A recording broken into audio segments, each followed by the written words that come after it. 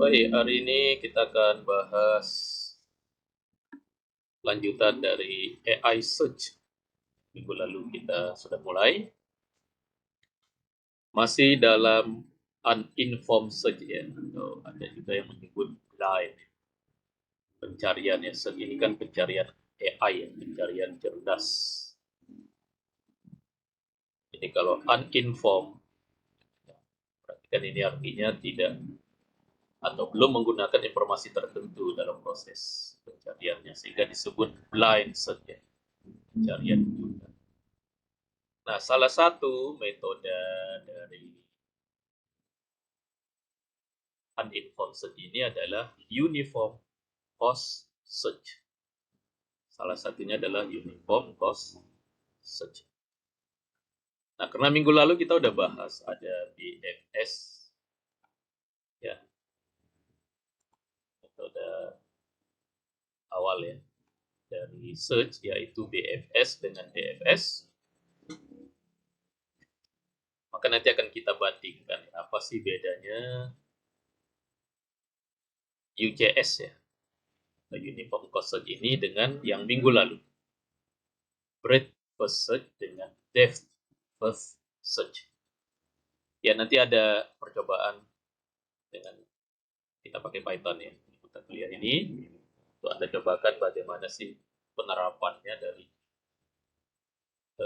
uniform cost search ini kalau lewat salah satu bahasa pemrograman ya. Dalam hal ini kita pakai Python. Oke. Ya, kita review dulu. Apa yang udah kita bahas minggu lalu ya. Minggu lalu kita bahas AI ya. AI search. Ini kan metode awal AI ya. Kita bahas ya. Karena kan AI itu kan ada dua metode lah sekarang. Kalau kita bagi dua, ada metode apa namanya yang konvensional ya, ada metode modern. Yang konvensional itu di apa? Didominasi oleh AI sendiri. Kalaupun nanti ada yang lain, tapi paling banyak itu dulunya diterapkan itu adalah AI saja. Nanti yang metode modernnya kan disebut soft computing ya.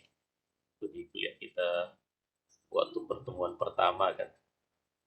Soft computing itu ada fuzzy, ada neural, ada genetik. Ya. Nah, kalau AI search, nah, ada yang uninformed, ada yang informed. Ya. Ada search, ada yang uninformed search ini ada BFS, ada DFS, ada UTS. Ya. Ini minggu lalu itu sudah kita bahas. Ya. Kemudian nanti ada informed search. Ya.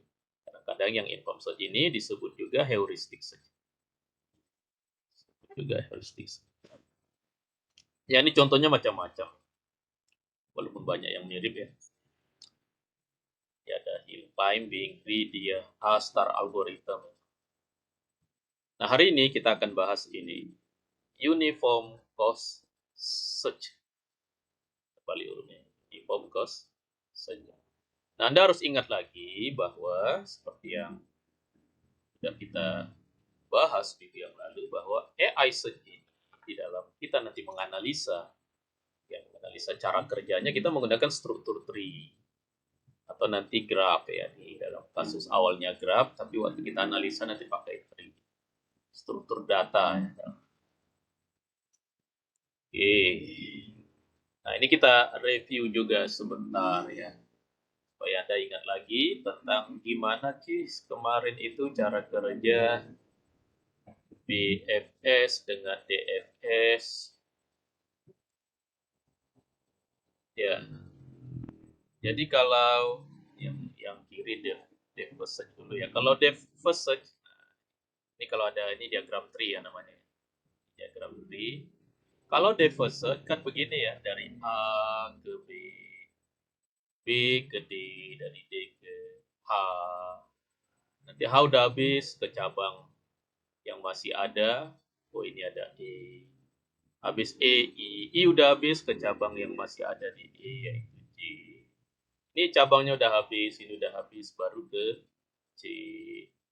Nah, C ke F. F ke K. K udah habis, ini ke G gitu. Ini dia. A, B, D, H, E, I, J, C, F, K, G. Ya, kalau kita diminta melakukan apa? Lakukan penelusuran ya terhadap diagram tree yang digambarkan. Nah, kalau breadth-first search, kalau menurut saya ini cenderung lebih mudah memahaminya. Dari A, B, C, D, E, F, G, H, I, J, K. Ini kebetulan hurufnya diurutkan. Jadi sebenarnya ini yang paling atas, kemudian yang paling level yang berikutnya B, C, berikutnya ini level berikutnya, level berikutnya. Gitu. Breadth-first search. Jadi pelebarannya berdasarkan jadi melebar gitu ya, horizontal seperti kita membaca. Jadi kita membaca itu sebenarnya breadth-first saja. Kita baca kan begini, baca begini ya, baca, baca tulisan, inilah tulisan Romawi ya, tulisan kita ya. Kalau Arab nanti terbalik ya. Oke. Itu breadth-first search dengan depth-first search ya, bedanya sederhana ya. Dan kemarin Anda juga sudah cobakan programnya pakai Python ya, contoh bagaimana ini bisa diterapkan. Nah, di dalam program tentu nanti ada kaitannya dengan struktur data dan algoritma. Kalau udah program itu ada struktur data, ada algoritma. Struktur data itu membahas bagaimana ini kasus kasus seperti ini bisa disimpan ke dalam format penyimpanan program. Nah, tentu dalam hal ini adalah struktur data ya, struktur data yang apa? Yang kompleks ya. Kan struktur data ada yang simpel, ada yang kompleks. Dan karena ini datanya banyak. Lalu Anda sudah lihat bagaimana struktur datanya disimpan pakai Python. Di Python itu mengandalkan struktur data list ya, jenisnya list dengan dictionary ya. Kalau Anda perhatikan minggu lalu di program kita di dictionary itu ada key ya. Kalau dictionary itu kan ada key, ada value ya. Ya, Anda buka lagi lah dasar-dasar Python tentang tipe-tipe datanya. Nah, salah satu tipe datanya kan ada di dictionary. Nah, yang setiap parent itu dijadikan key nanti. Yang value-nya itu nanti child-nya ya, anaknya. Misalkan ini ada A, ada B dan C, yang A itu jadi key. Ini kan parent dari B dan C ya. Nah, ini nanti anaknya itu jadi value dari key-nya A dan selanjutnya. Itu di strateginya kemarin ya.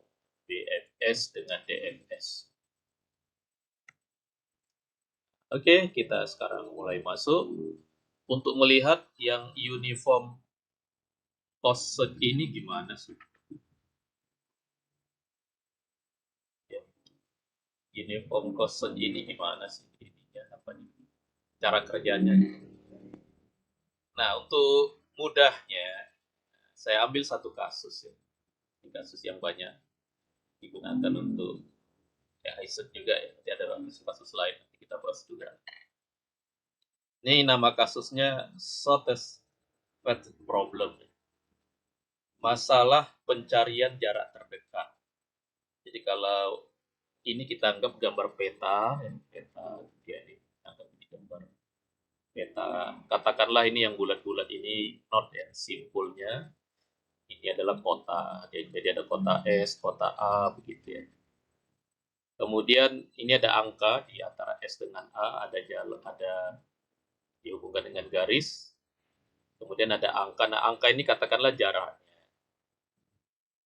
Dari S ke A jaraknya 2 kilometer boleh. Dari A ke C 5. Dari F ke D 5. Ya, kalau Anda perhatikan ini ada yang panahnya satu, ada yang panahnya 2. Ya. Kalau panahnya 2 berarti nanti boleh balik. Ya. Kalau 1 berarti ini jalannya apa? verboten ya, satu arah, dua arah misalkan begitu. Nah, kita diminta apa istilahnya itu melakukan pencarian atau penelusuran ya. Kalau kita asalnya dari S mau ke kota G, ini jalur mana yang paling dekat? Itu jalur mana yang paling dekat? Paling dekat itu berarti dalam hal ini yang jaraknya minimal.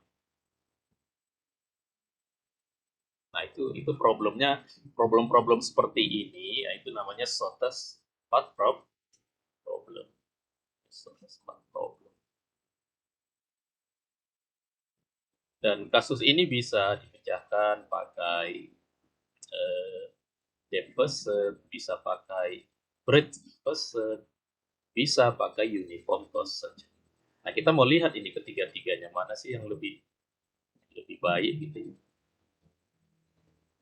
Oke ya, sudah lihat kasusnya. Nah, apa yang pertama kita lakukan kalau kita mau memecahkan kasus ini ya, pencarian jarak ini?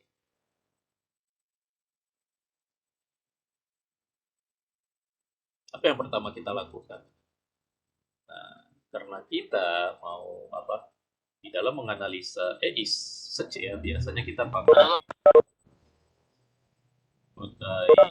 tree. Enggak. Oh iya. Maka bentuk gambar ini, ya, gambar ini harus kita ubah ke bentuk tree. Nah, gimana caranya ini? Gambar peta ini kan gambar peta. Menjadi bentuk tree gimana? Gimana caranya jadinya gambarnya bentuk tree? Nah, caranya begini. Nih, saya ubah dulu pointernya jadi pena. Caranya, jadikan root itu kan yang paling atas. Jadikan root kota yang pertama. Kota pertama apa? S. Berarti ini S kita jadikan root. S. Yang di bawah S kita buat ada berapa? Ada dua, yaitu dari S bisa kemana aja? Bisa ke A. Dari S bisa ke A, bisa ke B. Begini, ini udah jadi diagram tree. Ya, S A B, S A. Kemudian yang A, dari A bisa kemana aja? Bisa ke C, bisa ke E, bisa ke C, bisa ke C, bisa ke E, bisa ke E. Itu ya di diagram ini. Dari B bisa kemana? Bisa ke E. Dari B bisa ke E. Ini kok ada dua E-nya. Nah, kalau ada dua E-nya diberi indeks, ini E1, ini E2, jangan sama-sama E. Nanti waktu kita menganalisanya bingung nanti kita ini E yang mana. Kita kasihlah E1, E2 gitu supaya kita anggap itu E yang berbeda ya. Karena E yang ini dicapai dari SAE. Kalau yang E ini kan dicapai dari SBE. Dan jadinya secara fact itu kan dia berbeda. Gitu juga untuk memecahkan masalah tugas minggu lalu ya. Saya nggak tahu ada gimana itu. Di tugas minggu lalu itu di dalam program Anda jangan semuanya A, B, C, D, E. Yang sama-sama E ada jadi E1, E2, E3 gitu. Di dalam programnya biar hasilnya benar. Ada yang lakukan begitu nggak di tugas?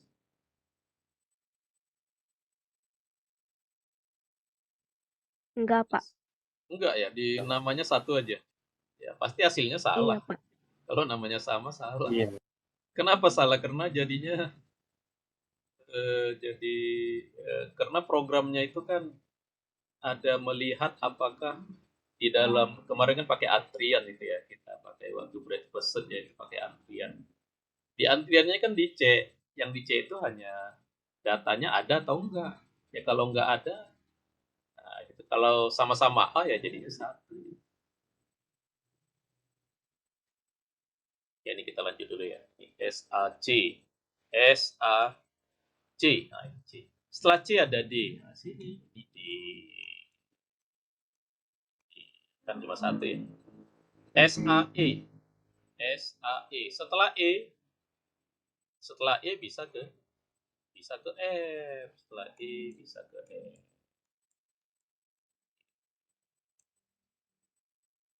SBE. SBE. Setelah E ini bisa ke F. F-nya udah 2 kali. F-nya udah 2 kali ya. Jadi F1 dan F2. Ini dan selanjutnya.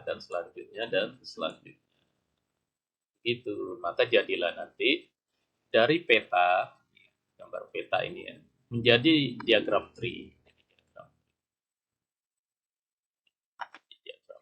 Nah, ini contoh ini dia. Ini contoh dia jadi. Wah, ini dari mana Pak? Dari cara yang tadi. Inilah contohnya. ECE. Udah di sini ya, terbalik apa-apa ini. Di sini E duluan tadi. ECE. Sehingga ini jadi E3 karena E2-nya di sini. Nah, masalah. Makanya nanti tergantung Anda meletakkan indeks. Kalau ini kan ada E ya.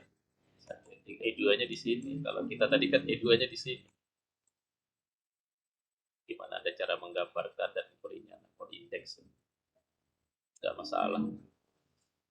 Ya inilah hasilnya, contoh hasilnya gitu.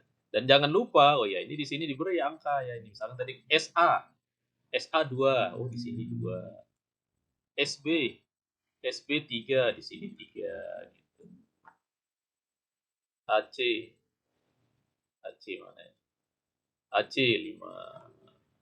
Kita jarak tadi ya. Nah, inilah contoh hasilnya ya, contoh ya.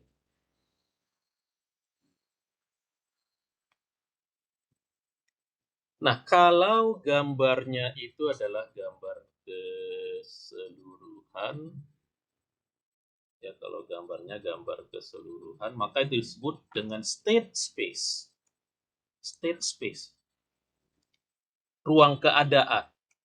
Inilah namanya ruang keadaan. Maksudnya semuanya udah digambarkan dalam bentuk diagram tree. Maka penggambaran diagram tree itu namanya state space. State space. Ruang keadaan.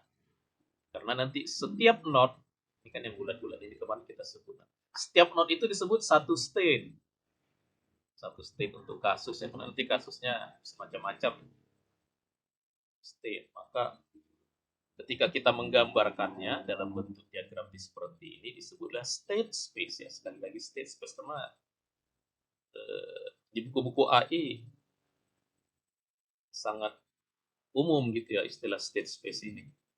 State space itu ya ini ya, hasil gambar kita ini namanya state space, ruang keadaan state space.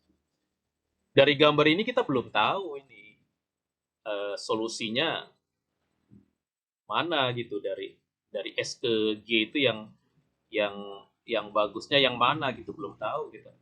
Dari gambar ini kan baru gambar aja. Maka ini disebutlah dengan ruang keadaan, state space, ruang keadaan. Saya kemarin di buku AI saya membuat ini. Oh ya, ini bukunya udah jadi ya, sudah ada di penerbit. Ini buku kita nih. Penulisnya rame-rame ya, ada Bu Nur, Pak Adam, saya, ada Pak Aji. Kita nulis buku artificial intelligence.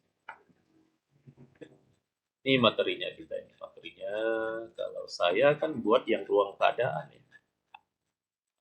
Nah, ini logika informatika, penerapan representasi pengetahuan sini. Yang nulis nih Bu Nur ini presentasi ya. Kita bahas kemarin. Penyain ini ruang keadaan ini Pak Adam.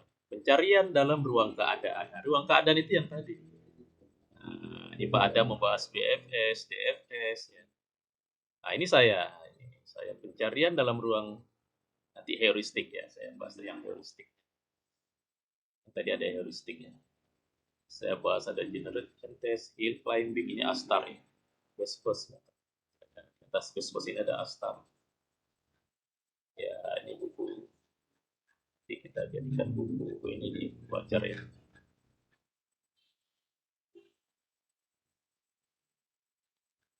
Saya men-share ini kelihatan ya? Halo? Kelihatan Pak. Kelihatan Pak. Ya, itu ya. Itulah ruang keadaannya. Inilah yang namanya ruang keadaan. Oke, sekarang coba kita mau tahu jawabannya. Kalau pakai BFS dan DFS. Ini ruang keadaan tadi ya. Coba Anda lihat itu, sudah ada merahnya ya. Jadi kalau DFS ketemu solusinya ini. Tapi kalau BFB ya, di hybrid solusinya yang ini. Jadi kalau BFS, B ya. Kalau BFS, mana dia? Yang BFS. Kalau BFS solusinya SAEFG. SAEFG. Jadi kalau menurut BFS ini SAEFG. Nah, jadi kalau orang berpikir secara BFS, maka menurut dia dari S ke A dulu, habis itu ke E, habis itu ke F, habis itu ke... Itu menurut Brad Fessel. Tapi kalau Deveson, wah ini panjang ini. SABEC. Aduh, SABEC F. SABEC F. Beda ya.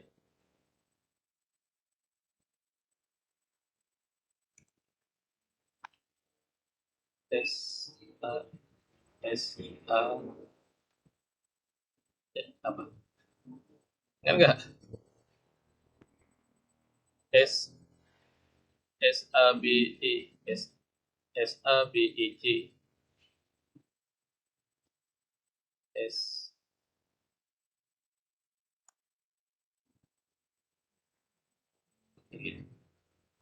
oh S A B ya? S A B ya? Enggak bisa B. Nah, ini S A. Oh, salah ini nanti bukan. Kan ini nggak bisa ya. S A. Habis A kan kalau nggak E C. Kok B ya? Oh ya, salah ya. Ini dia. Ini kepanjangan jadi S A E F ya. S A E F D. S A E F D ya.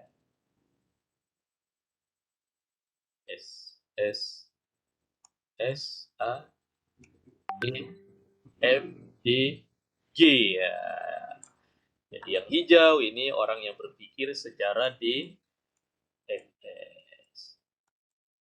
Pikir secara DFS. Kalau UCS nanti, nah nanti kalau yang UCS S yang mana dia ini ya? S A E F G. S A E S A E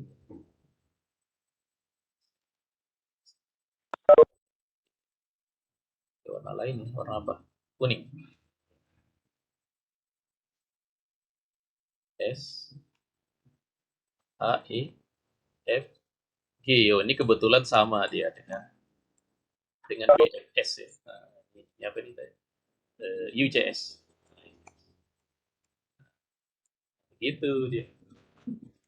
Artinya yang pertama ini ya. Artinya dengan AI search, dengan algoritma AI search bisa digunakan untuk memecahkan masalah atau menjawab pertanyaan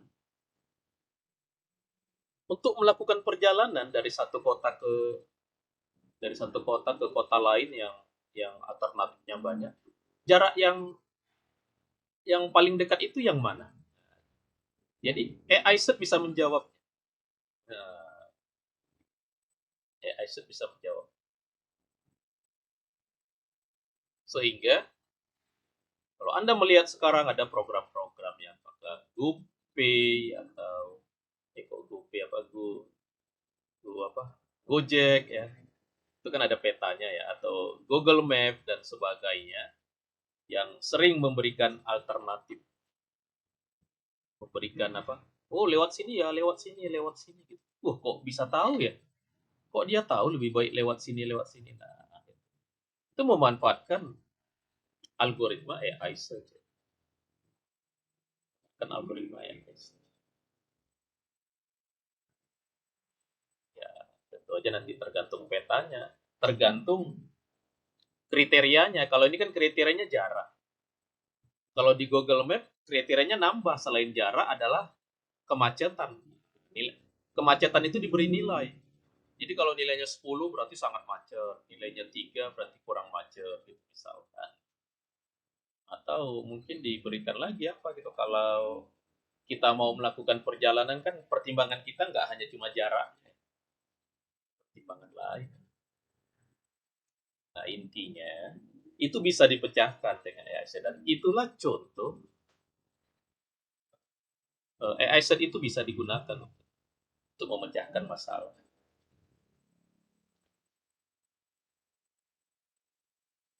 Yang buat program, dia bisa jadi nggak tahu kalau misalkan ini kan kotanya sedikit ya, ini cuma 8 kota ya. Misalkan kota-kotanya itu ada 200 kota. Disuruh mencari jarak terdekat di sebuah peta yang sedemikian rumit gitu ya. Bisa jadi yang buat program ya nggak tahu jarak yang terdekat itu. Tapi ketika program atau algoritma, katakanlah algoritma pakai uniform cost set. Ketika algoritma uniform cost set-nya dijalankan, baru tahu, oh dijawab sama programnya, ini jarak yang terdekat. Nah, artinya apa? Artinya penemuan solusi itu dilakukan oleh algoritma, bukan oleh programmer. Oleh algoritma penemuan solusi. Solusinya apa? Solusinya jalur, path ya, jalur. Dari A ke B, dari sini, dari kota ini ke kota ini, kota ini kan solusinya itu. Itu kan dicari oleh algoritma. Algoritmanya ya memang yang dirancang oleh programmer. Tapi algoritma itu dirancang untuk menemukan solusi.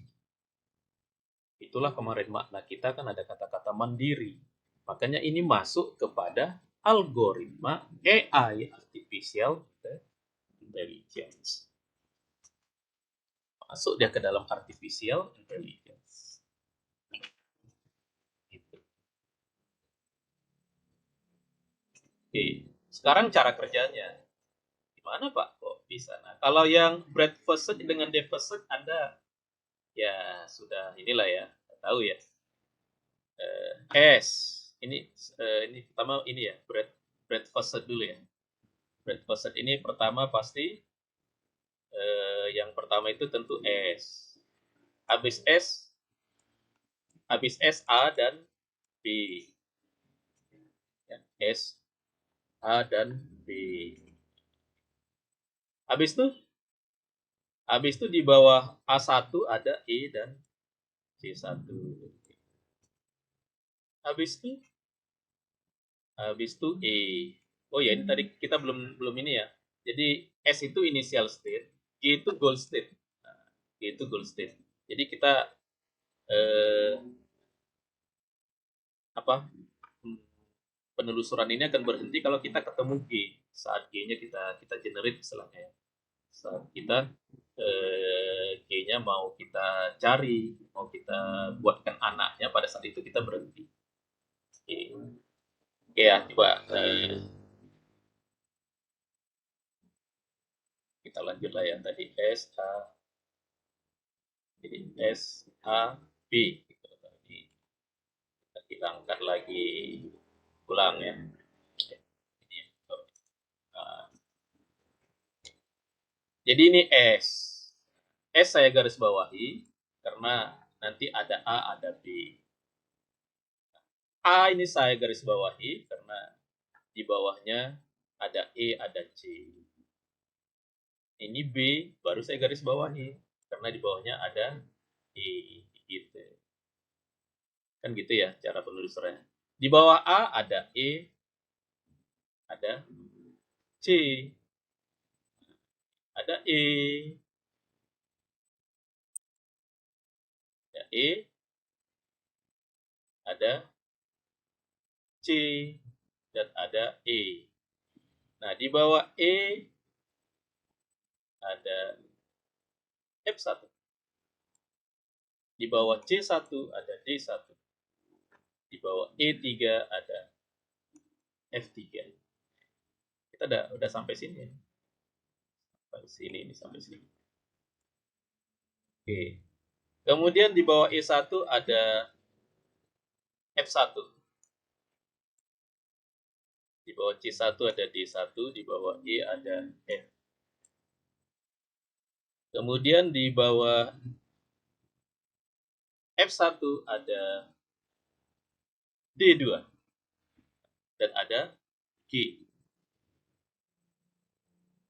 Di bawah D1 tadi ini sudah ada F2, ada G, di bawah F3 ada D3, ada G4. Gitu. Nah, nanti di sini ada F, ada D. Nah, di bawah F1 kan ada D, ada G. Nah, di bawah D2 ini ada C2, ada G2. Nah, di bawah G1 ada apa? Enggak ada apa-apa. Nah, ini baru kita berhenti di sini. Jadi kita berhenti saat kita menemukan G1 mau kita turunkan anaknya.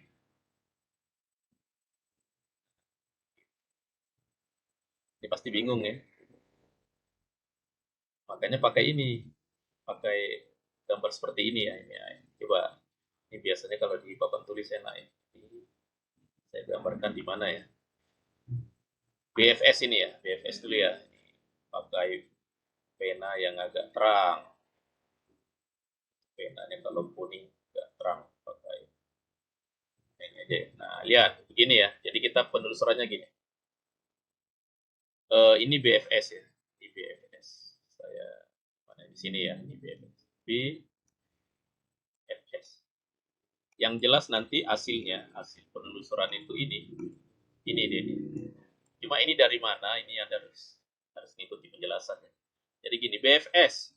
Di BFS paling atas itu S. Nah, S. Nah, di bawah S ada A. 1. Ada B. 1. Nah, oleh karena S ini sudah saya turunkan yang ada di bawahnya, yaitu A1 dan B1, maka S ini saya beri garis bawah. Nah, itu tadi yang di garis bawah itu maksudnya. Yang A1, B1 belum. Kenapa? Karena belum saya turunkan apa yang ada di A1 dengan B1. Baru saya buat aja. Baru di-create istilahnya ya, baru di-create istilahnya kalau di dalam program nanti ya. Belum di-generate. Di-generate itu dia untuk melihat bawahnya apa. Jadi S ini sudah di-generate. Di-generate menghasilkan A1 dan B1. Jadi yang garis bawah ini istilahnya di-generate ya. Nah, sekarang di A1 ada E1, C1. Ada E1, ada C1. Nah, ini E1, C1 milik siapa? Milik hasil mengenerate A1. Nah, jadi A1 di garis bawah. Kemudian setelah itu kan B1 kita baca. Di B1 ada E3. Ada E3. Hasil mengenerate B1. Nah, sekarang E1 ada F1. Ada F1. F1 ini hasil mengenerate E1. Satu sini ya. Sekarang ke C1 ada D1. Kita garis bawahi karena kita udah turunkan yang ada di C1 yaitu D1. Ada E3, di E3 ini saya ke bawah ya. Di D3 itu di bawahnya ada F3. Nah, ini di E3 ini baru di garis bawahi. Sekarang F1 ada D2, ada G1. Ada D2, ada G1. Nah, ini walaupun G1-nya sudah ketemu, tapi kita belum berhenti. Nanti waktu kita garis bawahi. Saat ini yang kita garis bawahi adalah F1. Kenapa? Karena di F1 ada D2, ada G1. Nah, baru ke D1. Di D1, ini D1 ada F2, ada G3. D1 kita garis bawah. Kemudian ada F3. Nah, ini F3. M3 saya garis bawahi karena saya akan turunkan di bawahnya ada D3 dengan G4, D3 dengan G4. Nah, kemudian yang belum digaris bawahi apa lagi? D2. D2 ya. Ya. D2. Saya garis bawahi D2. Di D2 nah, ada C2 dengan G2. C2 ada G2. Nah, kemudian G1. Nah, ini G1 mau saya turunkan. Nah, karena saya sudah mau menurunkan G1, pada saat inilah berhenti. Jadi solusinya di G1. Jadi secara BFS solusinya G1. Dimana kalau kita mau ke G1 dari S, partnya adalah S, A, E, F, G. Ini dia, S, A, E, F, G. Gitu. Nah, selama kita menemukan solusi ini, kita harus mengembangkan simpul sebanyak 1, 2, 3, 4, 5, 6, 7, 8, 9, 10, 11. Oh, di luar dari ini ya. 1, 2, 3, 4, 5, 6, 7, 8, 9, 10 ya. 10. Jadi kita harus mengembangkan simpul sampai atau apa totalnya. Nah, totalnya ya. 1, 2, 3. 1, 2, 3, 4, 5. 7, 8, 9, 10, 11, 12, 13, 14, 15, 16, 1, 2, 3, 4, 5, 6, 7, 8, 9, 10, 11, 12, 13, 14, 15, 16, 17, 18, 19 simpul. Ini kok 17 ya? 19 simpul. Nah, apa artinya ini? Kita harus mengembangkannya. Ini kan artinya memori RAM yang dibutuhkan. Semakin besar ini kan dia kan nyimpan ke RAM. Membutuhkan RAM yang semakin besar. Nah, kalau yang kedua ya, ini yang pertama masalah memori. Jadi BFS ini butuh memori sebesar ini. Yang kedua kecepatan.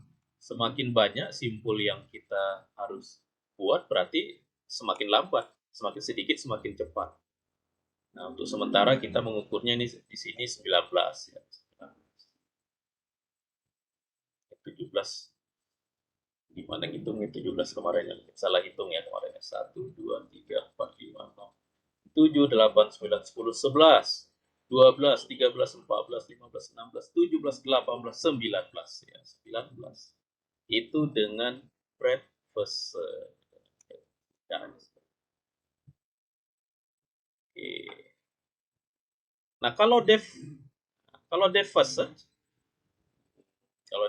search sama, cuma metode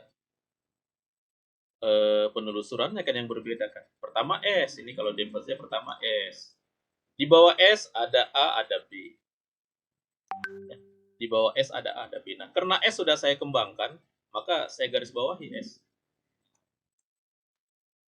Kemudian A1 saya kembangkan. Di A1 ada E, ada C, ada E, ada C. Karena A1 sudah saya kembangkan, saya garis bawahi. Ini B1 belum, karena kan B1 belum dikembangkan. Jadi dia nggak digarisi. Nah, kalau secara BFS, setelah S, A, setelah itu apa? Setelah itu E1. Kan gitu ya. S, A, E1. Maka E1 yang kita garis bawahi. Turunlah F1. Setelah SAE apa? F. F yang kita garis bawahi. Di bawah F ada D, ada G. Di bawah F ada D, ada G, ada G1. Setelah F1 apa? D2. Nah, D2. Di bawah D2 ada C2, G2 ini. C2 dengan G2. Nah, setelah D2 ya. Setelah D2 apa yang kita kembangkan? C2, tapi C2 nggak ada yang di bawah. Kemudian apalagi yang mau kita kembangkan? G2. Nah, karena G2 ini mau kita kembangkan, maka selesai solusinya di G2. Nah, begitu itu secara DFS kan begini ya kemarin ya. Nah, kalau DFS kan begini. Semestinya kan dia ke sini. Tapi karena ini sudah ketemu G2, G2 berhenti. Jadi solusinya ada di G2 secara DFS. Nah, G2 itu apa? G2 itu S, A, E, F, D, G. Beda kan kalau bread FS ketemunya di G1. Kalau pakai DFS ketemunya di G2. Nah, dengan DFS berapa jumlah simpul yang dikembangkan berapa? 1, 2, 3, 4, 5, 6, 7, 8, 9, 10. Kalau ini tadi 19.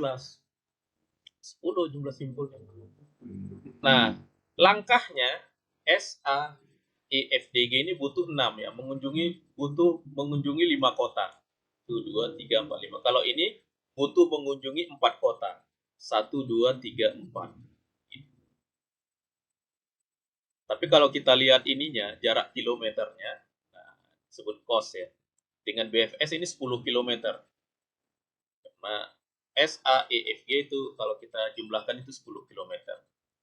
Kalau dengan DFS 16 kilometer. Ini tadi ya. Nah, ini kalau BFS ini yang merah, ini 10 kilometer. Tapi kalau yang DFS yang hijau, ini lebih besar ternyata ya. Berapa? 16 ya. 16 kilometer gitu. Nah, kalau BFS dengan DFS ini, sekilas sampai di sini, mana menurut Anda yang lebih baik? DFS atau DFS? Silakan, mana yang lebih baik hasilnya? BFS atau DFS? BFS, Pak. Kenapa BFS? BFS, Pak. Kenapa? Karena kosnya lebih rendah. Kosnya lebih rendah ya. Lebih Berapa kecil. kosnya? 10. Iya. Tapi BFS butuh memori yang lebih besar. Berapa? 19. Simpul ya. Kalau DFS hanya butuh 10 simpul. Udah ketemu solusi. Sehingga kalau kita buat perbandingan ini bagi dua ya. Kita buat perbandingan antara BFS gitu ya dengan DFS. Buat perbandingan. BFS ini memori lebih besar gitu kan. Kalau DFS butuh memori yang lebih kecil. Kenapa? Ini hanya membutuhkan penyimpanan 10 simpul DFS. Kalau BFS 19 simpul. Itu dari segi memori. Kecepatan berarti BFS lebih lambat menemukan solusi. Kenapa? Karena dia harus mengembangkan 19 kali. Lebih lambat gitu. Artinya di sini apa? DFS bisa jadi lebih cepat.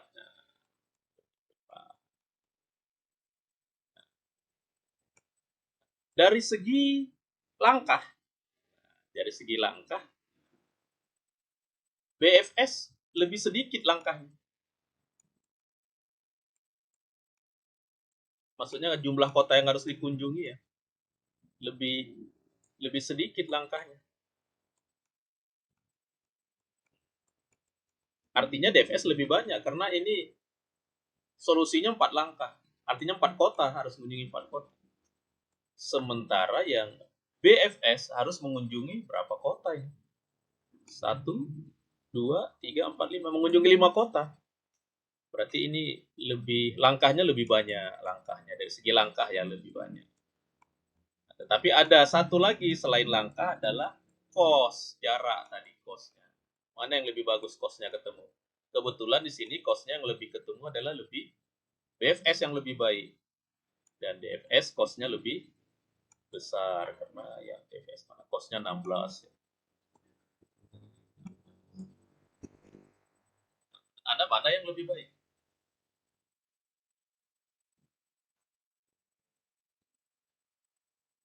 Mana yang lebih baik?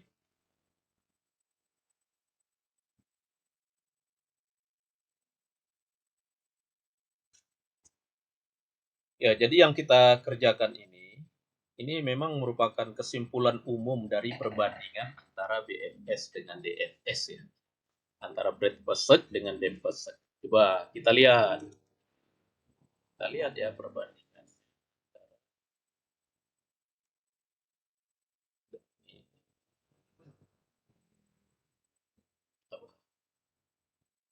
Apa ya? Ini. Nah, ini. Anda gini aja ya, BFS, PS, DFS. Nah, coba kita lihat perbandingannya. Ini dia. Ini dia perbandingannya.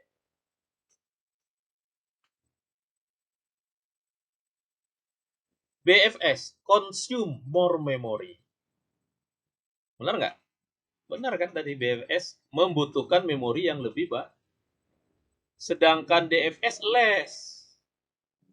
Consume less memory. Lebih sedikit memorinya. Ini yang praktek kita minggu lalu ya. Kalau BFS pakai QEU, kalau DFS pakai stack ya. Struktur datanya. Struktur data. Nah, yang lebih ini coba kita lihat.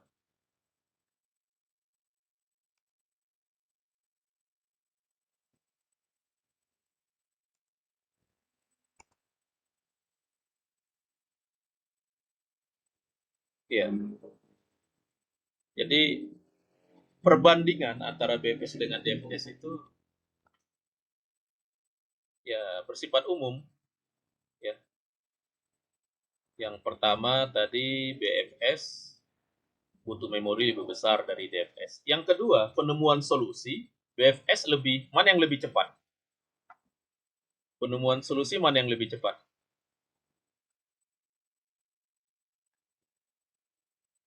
Dari segi waktu mana yang lebih cepat? Saya mau lihat yang ini ya. Nggak ada ya.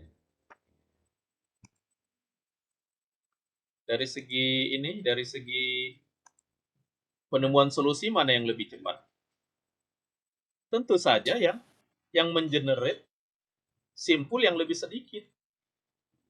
Mana yang lebih cepat? BFS atau DFS? DFS, Pak. Iya DFS, karena kan dia lebih sedikit dia membutuhkan ini. Cuma butuh simpulnya 10 udah ketemu solusi.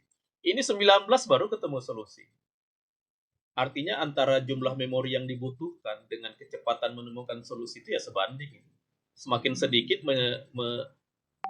membuat simpul berarti lebih cepat, baru 10 dia buat udah ketemu solusi. Nah, dalam hal ini DFS lebih baik. Kemudian lebih cepat. Dalam hal kecepatan DFS juga lebih baik. Tapi dari segi jumlah langkah, penemuan solusinya dari segi jumlah langkah ya. BFS lebih bagus. Nah, makanya di referensi Anda nanti bisa cek ya di referensi. BFS itu bisa menemukan solusi yang optimal dari segi jumlah langkah. Tahu nggak jumlah langkah ya? Dari segi jumlah langkah dia lebih optimal. Dalam hal ini adalah jumlah kota yang dikunjungi. Lebih sedikit ya. Sedangkan DFS harus mengunjungi 5 kota. Hasil solusinya ya, hasil solusi. Begitu. Dan ini dari segi cost, kalau Anda lihat BFS lebih baik ya. Kalau BFS hanya 10 km, sedangkan DFS berapa ini? 16 km. Nah, kalau ditanya mana yang lebih baik dari yang dua ini, dari perbandingan yang tadi kita lakukan tadi, nanti boleh Anda tambah referensi. Mana yang lebih baik? Ada yang mau jawab? Nah, untuk BFS dan DFS, mana yang lebih baik, mana yang lebih jeleknya, kita harus melihat konteksnya. Kenapa? Karena seimbang. Seimbang kan? Dari segi memori dan kecepatan bagus DFS. Dari segi hasil optimal bagus BFS. Gitu. Ya. Jadi BFSD ya, D ya. Yang dev itu kelebihannya lebih cepat menemukan solusi. Lebih cepat. Tapi solusinya belum tentu solusi yang terbaik. Kalau BFS memang lebih lambat dia menemukan solusi. Tapi solusi yang ditemukannya cenderung ya lebih optimal, enggak, bukan pasti optimal ya, cenderung akan lebih optimal dari DFS gitu. Nah, Anda mau yang mana? Mau yang menemukan solusi yang baik atau mau yang menemukan solusi yang lebih cepat? Ayo, lebih cepat atau lebih baik? Kalau Anda konteksnya lebih cepat, maka pilih DFS. Tapi kalau konteksnya lebih baik, pilihlah BFS. Jadi DFS ini apa? Lebih, kalau kita apa? DFS lebih apa? Lebih apa? Halo? Lebih cepat. Lebih cepat. Kalau mau solusinya lebih cepat, pilih. Oh, saya mau yang bagus. Pilih BFS. Ini lebih cepat dengan baik kan beda ya. Anda main catur, langkahnya cepat-cepat. Tapi kalah. Setiap orang baru ini dia langsung jawab. Setiap orang baru melangkah, dia langsung jawab. Oh, cepat ya. Tapi kalah. Oh, itu berarti dia cara berpikirnya DFS. Ada orang lain main catur. Tiap melangkah dia lama, dia sampai orang lain ketiduran gitu, saking lamanya dia berpikir. Pikirnya lama gitu. Tapi tiap dia melangkah, langkahnya bagus. Berarti itu cara berpikirnya BFS. Gitu. Bagus yang mana, Pak? Ya, tergantung ya. Anda mau yang baik atau yang cepat? Gitu ya. Anda mau yang baik atau yang cepat? Tergantung. Anda minta, Anda menjahit pakaian gitu. Bisa nggak cepat? Oh, bisa. Tapi hasilnya kurang baik. Berapa minggu? Sebulan? Oh, lama banget. Oh, tapi nanti hasilnya bagus. Nah, gitu. Kan begitu kan?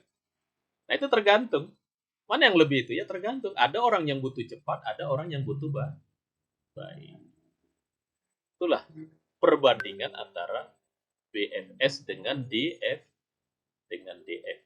Breadth first dengan depth first. Yang dua ini dulu, ada yang mau bertanya? Tidak ada ya. Ada, kita masuk ke UCS. UCS gimana Pak? Nah, lihat. Pada UCS, saat proses searching, analisanya dilakukan, mempertimbangkan ini. Mempertimbangkan apa? Ini, angkanya ini.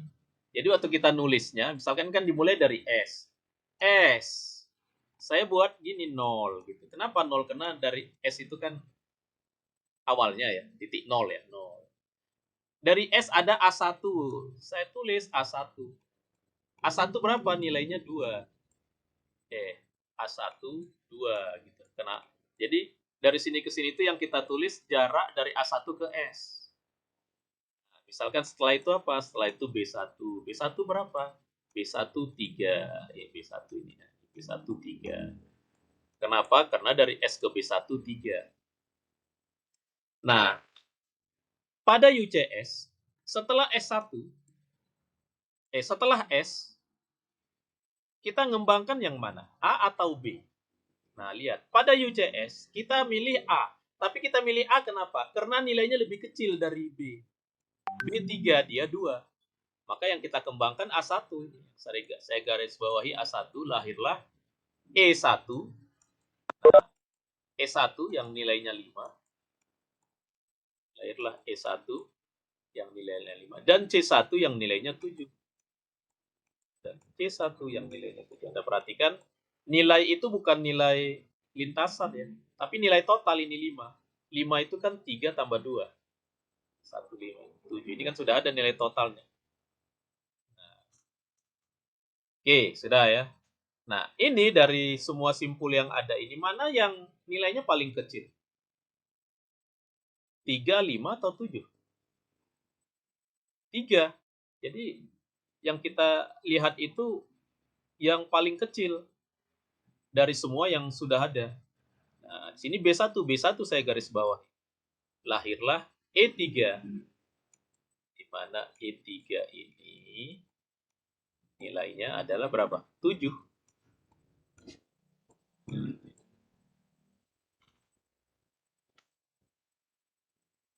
Ya. Nah, kemudian yang mana lagi yang kita kembangkan? Nah, kita lihat ini. Ada E1, ada C1, ada 3. 5, 7, 7. Nilai yang terendah apa? E1, maka E1 yang kita kembangkan. Ya, saya garis bawah ya. E1 mana E1? Di bawahnya ada F1. F1 nilainya berapa? 7. F1 nilainya 7. Nah, ini kebetulan nilai 7-nya sama. Kalau ada nilai yang sama, maka yang dulu kita kembangkan yang duluan muncul. Berarti di sini yang dikembangkan C1. Saya garis bawahi C1. Ini C1. Di bawahnya ada D1 yang nilainya 10.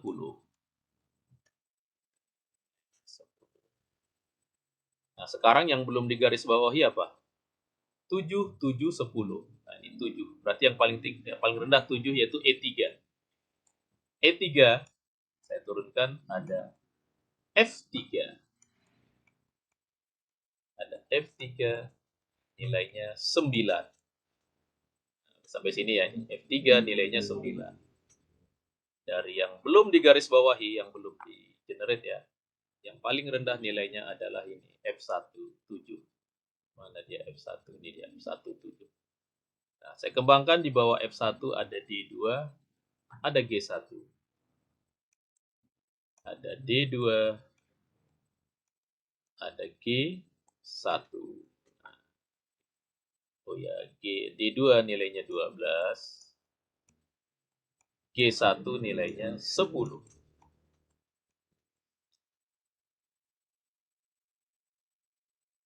Ya.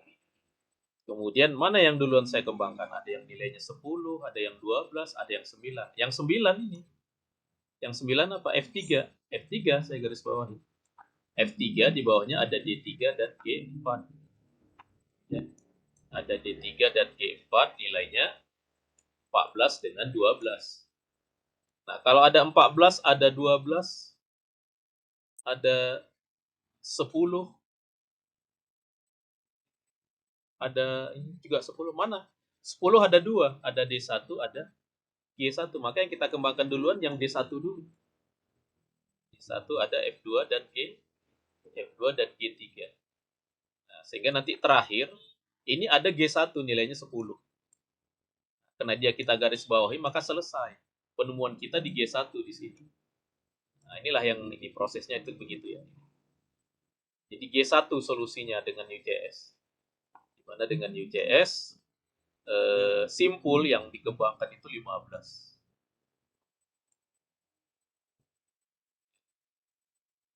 Langkahnya 4. Costnya 10. Jadi kalau kita lihat ini solusinya sama dengan BFS. Kan BFS itu juga ya. Tadi kan BFS sama. Sama dengan BFS, cuma mengembangkan simpulnya lebih sedikit. Kalau ini hanya 15, kalau BFS tadi 19. Untuk mengembangkan simpul 19. Tapi BFS, UCS, dengan cara kerjanya tadi ya, dengan mempertimbangkan apa tadi?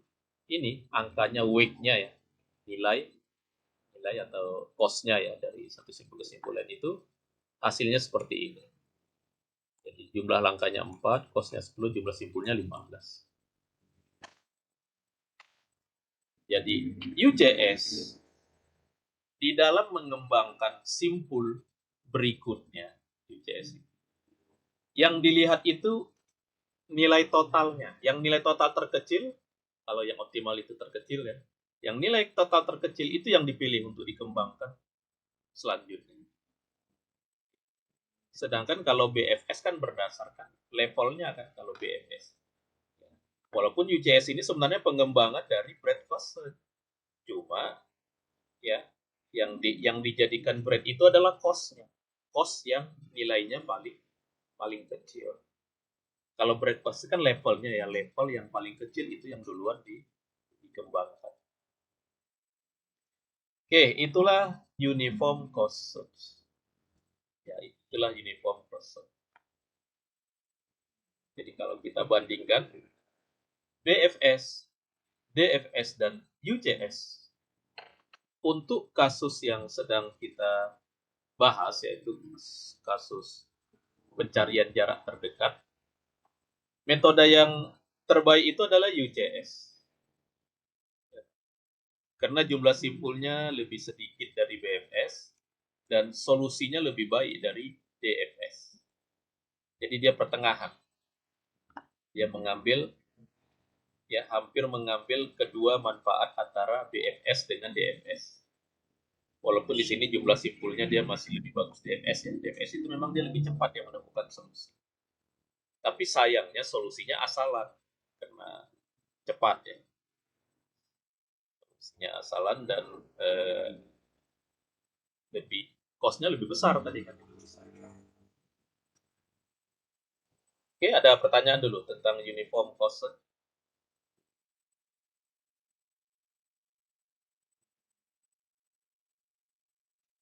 Pertanyaan. Oke, selain uniform cost, ada algoritma lain yang cukup populer namanya Dijkstra, nama orang ya. Nah, algoritma Dijkstra ini sebenarnya mirip ya, sangat mirip dengan UCS. Cuma di dalam algoritma Dijkstra itu yang dibahas itu adalah tidak hanya menemukan satu solusi, bukan dari satu kota ke kota lain, tapi dari kota asal ke semua kota. Itu yang dibahas di dalam Dijkstra ya, sehingga Dijkstra itu sebenarnya sama dengan algoritma UCS. Tetapi dalam penelusurannya tidak menggunakan satu goal tertentu. Tapi semua node lain itu dijadikan goal. Itu di dalam algoritma Dijkstra ya. Sehingga sebenarnya algoritma UCS ini bagian dari algoritma Dijkstra ya. Prinsipnya mirip. Jadi kalau ada pembahasan uniform cost search, ada pembahasan juga Dijkstra. Tapi ada yang meneliti yang mengatakan dia lebih cenderung suka pakai uniform cost search ketimbang Dijkstra ya, karena lebih hemat memori ketimbang Dijkstra. Nanti kita lihat di dalam program. Oke, berdasarkan cara kerja yang tadi ini cara kerja ini Anda ada tugasnya. Ini petanya yang berbeda. Coba dari peta ini Anda gambarkan dengan cara yang tadi ya. Baik dengan BFS,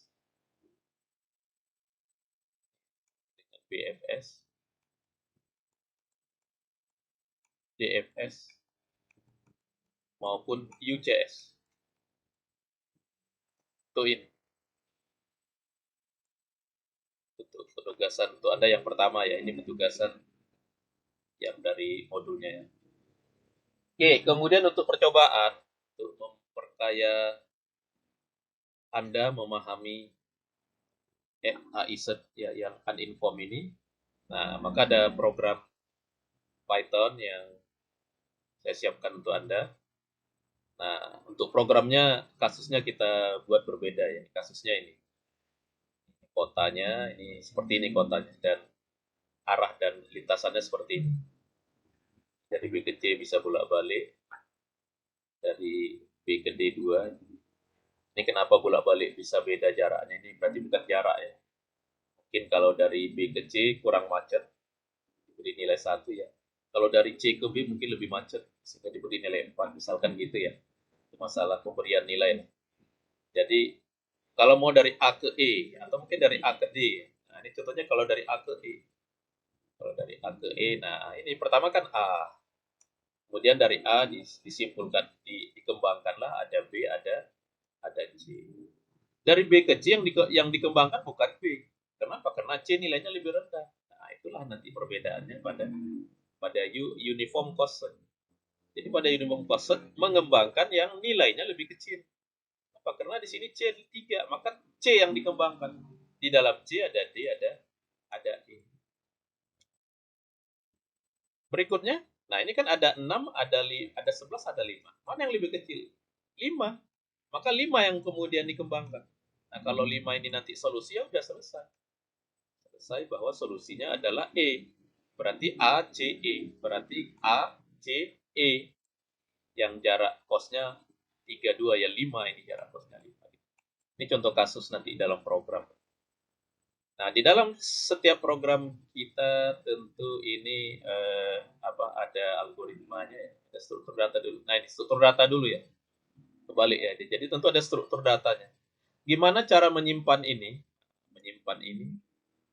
Gimana cara menyimpan ini ke dalam struktur data? Nah, ini contohnya. Jadi misalkan ini A. A ada B6 ada C. Nah, maksudkan dari A ada B ada C. Dari A ada B ada C. A ke B 6. A ke C 3. Nah, di sini dibuat sini. B.26 C.26. Jadi ini kan dictionary. Ini key-nya di dalam dictionary. Ini value-nya jadi. Nah, ini contoh bagaimana dictionary bisa digunakan untuk menyimpan ini. Untuk menyimpan ini ya. Ya, ini nanti digunakan di dalam penelusuran. Kemudian kalau nanti dengan apa? Dengan arahnya sekalian, maka digunakan ini ya, struktur datanya ini nanti untuk di dalam penelusurannya.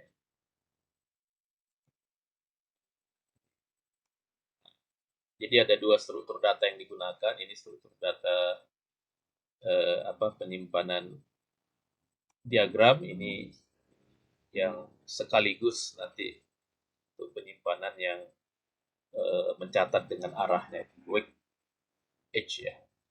Oke, ini intinya struktur datanya ya, menggunakan dictionary. Nah, kalau ini menggunakan list ya. List. Oke. Nah, baru ini algoritma ya. Jadi kalau algoritmanya kalau pakai Dijkstra tadi, nah ini semua node.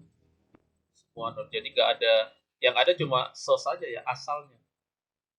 Jadi nggak ada ininya, nggak ada goal. Nah, goalnya nggak ada di Dijkstra ya. Tetapi nanti kalau pada uniform cost-nya ini baru ada source, ada destination. Yang tadi apa sih bedanya algoritma Dijkstra dengan UJS? Kalau yang UJS itu ada goal-nya, ini kan destination. Tapi kalau di sini nggak ada goal-nya, sehingga nanti ini semuanya gitu sehingga secara khusus UCS itu adalah bagian dari Dijkstra. Oke, nah ini algoritma programnya di dalam Python. Nah, program ini Anda bisa cobakan ya menggunakan untuk saat ini. Nanti akan yang saya beri, nanti Anda menggunakan inilah, menggunakan ini Jupyter ya, pakai Jupyter. Jadi kalau pakai Jupyter, nah nama filenya percobaan iSearch ya. Ini kalau pakai Jupyter,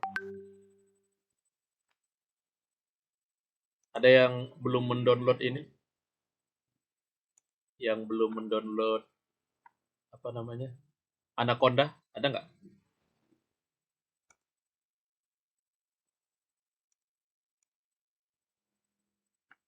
Saya Pak, belum Pak. Nah, kalau belum nanti di-download ya, karena ini kita udah mulai menggunakan Jupyter ya. Jupyter itu di dalam Anaconda. Atau kalau Anda belum install, Anda pakai Colab, tapi Colab butuh internal. Tapi nggak perlu aplikasinya diinstal, bisa nanti pakai Colab ya. Ini kita akan cobakan keduanya lah. Oke, ini misalkan Anda mau pakai ini ya, mau pakai apa? Mau pakai Anaconda ya. Oh ya, filenya saya letakkan di filenya tadi di sini. Belum saya, ini ke Anda ya. Ya, belum ya. Saya upload dulu ya. Ini baru bahannya ya, file Jupyternya saya upload dulu.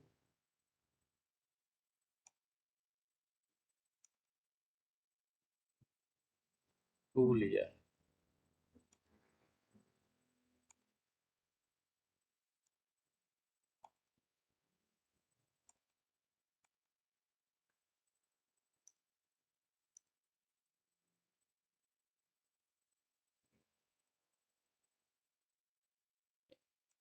JS. Filenya IPYNB. Saya upload.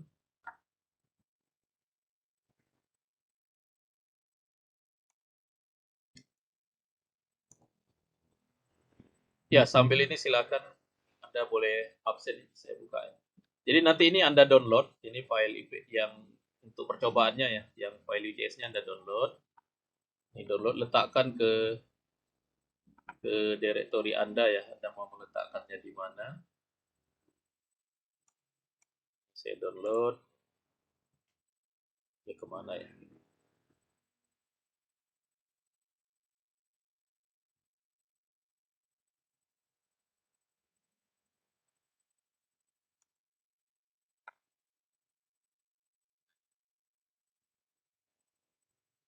PYNB ya.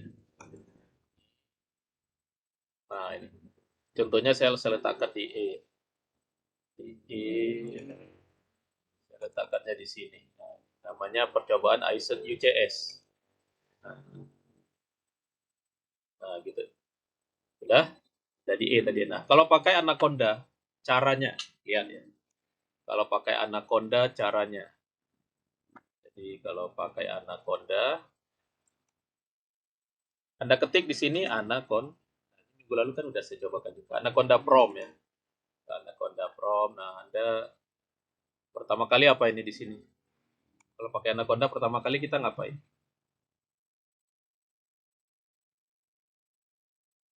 Halo? Pertama kali ngapain? Menentukan directory. Misalkan saya tadi kan di E saya letakkan ya. Saya ke E. Ke E. Ke E. Ini tidak mesti di E ya. Di mana Anda meletakkan file Python-nya tadi? Atau directory letak program-program Python Anda di mana? Nah, gitu Anda arahkan dulu ke sana. Ini pakai komen ya, pakai komen. Saya lihat dulu dir. Nah, punya saya di sini kuliah menggunakan Python. Berarti saya CD kuliah M. CD kuliah menggunakan Python. Nah, saya dir lagi. Nah, sini nih AI pagi ya. CD AI pagi. Tetap. Saya dir. Nah, filenya saya ini percobaan Aizen. Nah, dari sini kita buka Jupyter Notebook, gitu kan? Udah enter. Kalau pakai Jupyter ya.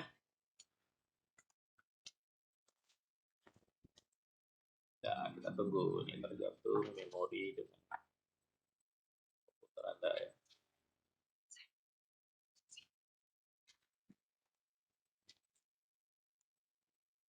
Ya, ini biar tidak kelihatan yang lain. Nah, ini. Ini pertama kali. Ini kalau pas direktorinya langsung kelihatan nih. Percobaan Aizen UCS. Ini diklik aja. Klik.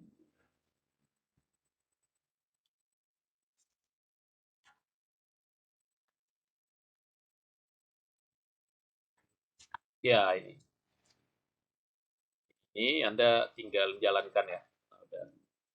Ya, siapkan ya. Ini tadi contohnya. Ini struktur datanya. Nah, ini Anda jalankan ini yang paling atas. Ini pertama kali membuat struktur data yang awal ya. Di run aja.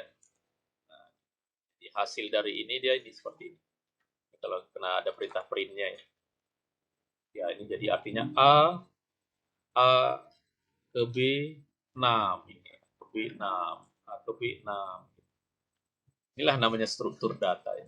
A ke C 3. A ke C 3. Nilainya 3. Jadi ini parent. Kalau kemarin kan hanya ada parent sama child-nya ya B dengan C. Sekarang di B dan C ini yang B ini dijadikan value juga. Jadi ini dictionary di dalam dictionary. Nah, ini yang pertama. Nah, yang kedua nanti untuk kebutuhan di dalam program kita buat juga ini dalam bentuk list ya. Ini sama ya A dengan B 6, A dengan C 3. Ini juga struktur datanya untuk prosesnya ya. Kalau ini untuk data awal gitu. Nanti ini jadi input. Tapi di dalam prosesnya nanti ini. Oh ya, sampai E ke D7. Ini juga kalau kita jalankan, nah seperti ini ya.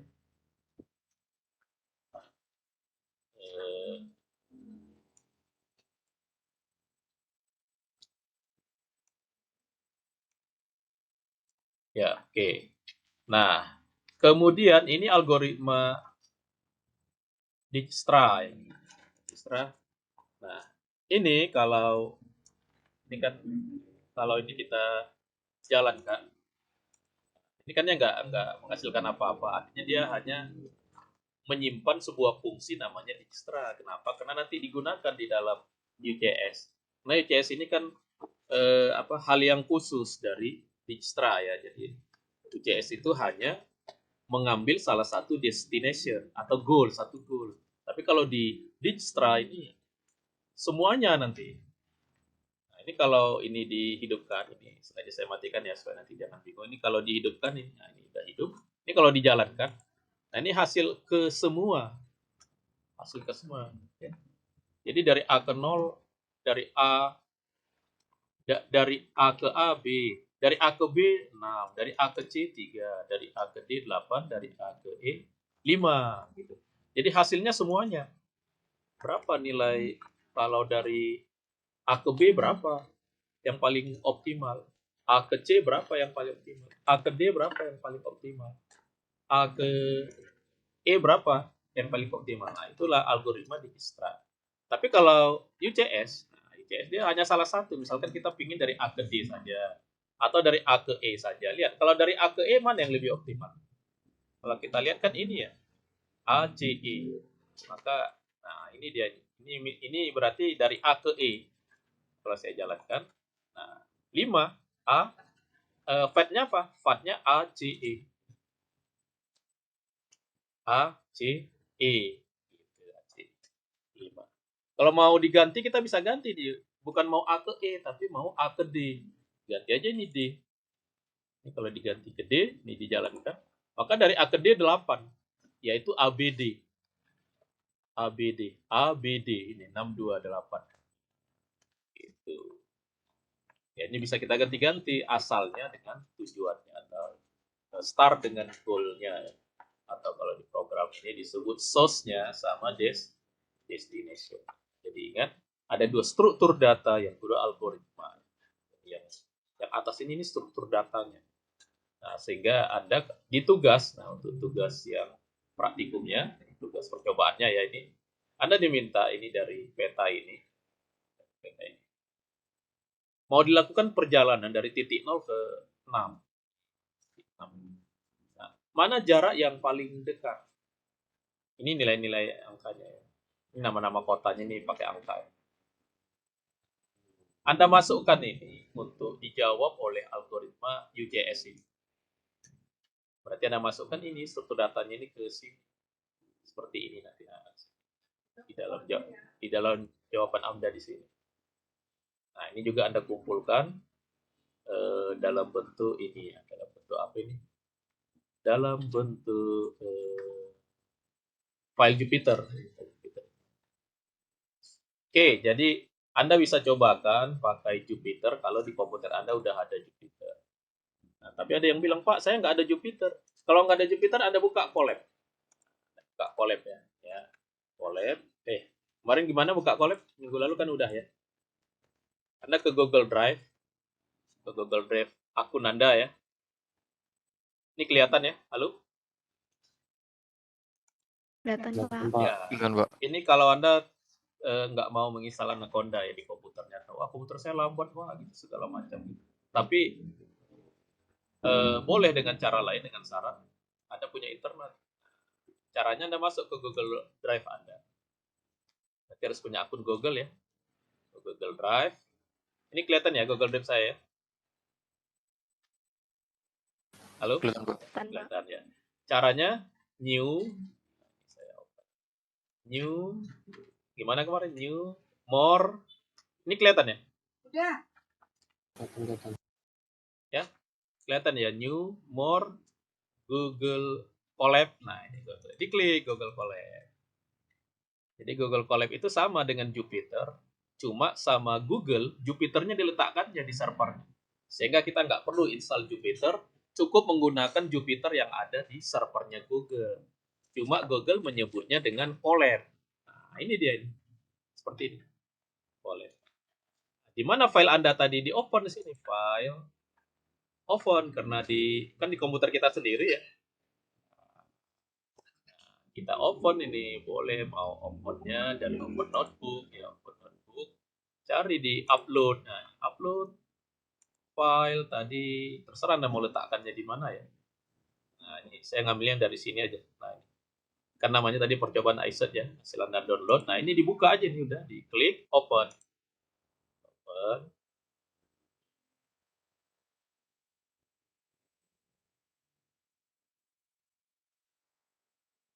Nah, ini sama, Anda bisa coba-coba ya. Misalkan ini Anda jalankan, cuma ini jalankannya RAM-nya di sini ya. Ini di RAM, harus dari atas ya RAM. Lihat, ini agak lama karena dia yang lamanya internetnya. Kalau yang tadi lamanya ya ke komputer kita harus memorinya di atas 2 ya. Ini udah ya. Ini kan ini tadi dicetaknya ya, ini kan mencetak. Nah, yang ini di RAM. Ini juga mencetak dari dictionary ini menjadi apa ini namanya nih? Dari list menjadi dictionary tadi ya. Ini yang algoritma Dijkstra ini perlu dijalankan ya. Nah, ini baru ini yang tadi algoritma UCS-nya ini. UCS-nya yang dari A ke E dijalankan. Nah, ini cost-nya 5, solusinya adalah A, C, E. Nah, ini tugas tadi. Boleh ini Anda kerjakan nanti di sini tugasnya ya, Anda jawab di bawah pakai Anda jawabnya pakai collab ini bisa. Nah, setelah Anda selesai jawab untuk mengumpulkannya ini Anda save ini file. Nah, ini kan bisa Anda save. Save ke atau setelah itu Anda download ya, Anda download. Anda download ini hasilnya ini. Ini Anda download. Nah, letakkan ke ini Anda ya. Ini saya boleh ini namanya dari collab atau buat nama Anda nanti ya di dalam Jupiternya. Nah, udah. Tapi ini kan ada soalnya, ada tugasnya gitu. Ya, seperti itu caranya.